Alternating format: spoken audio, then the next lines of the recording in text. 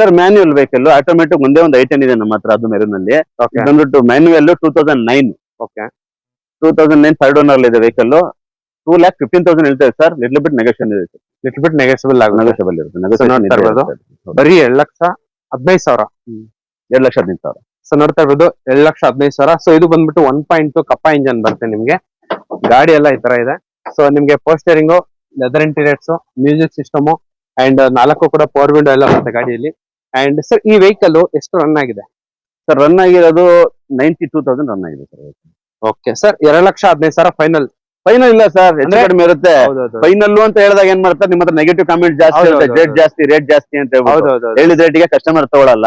ಮುಂದೆ ಬಂದ್ರೆ ಗಾಡಿ ಇಷ್ಟ ಆಯ್ತು ಅಂದ್ರೆ ವ್ಯಾಪಾರ ಮಾಡಿ ನೆಗೋಷಿಯೇಷನ್ ಸೊ ಮಾಡ್ಕೊಡ್ತೀವಿ. ನೀವು ಲೊಕೇಶನ್ ಗೆ ಬಂದ್ಬಿಟ್ಟು ಟೆಸ್ಟ್ ರೈಡ್ ಕೂಡ ಸಿಗುತ್ತೆ ನಿಮ್ಗೆ. ಹೌದು. ಗಾಡಿ ಇಷ್ಟ ಆದ್ರೆ ನಾವು ವಿಡಿಯೋದಲ್ಲಿ ಏನ್ ಹೇಳಿದೀವಿ ಅದಕ್ಕಿಂತ ನಿಮ್ಗೆ 100% ನೆಗೆಸಿಬಲ್ ಆಗುತ್ತೆ. ಹೌದು.